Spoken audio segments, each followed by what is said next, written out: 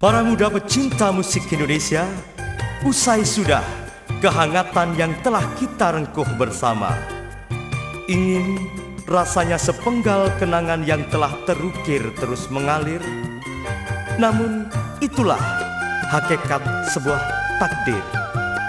Ada awal, ada akhir, ada jumpa, ada pisah. Akhirnya saya Awan Gunawan beserta keluarga besar Paradis Musik mengucapkan mohon maaf atas segala alfa dan tak lupa ucapan terima kasih kepada semua pihak atas segala dukungan hingga terciptanya rangkaian karya cipta ini.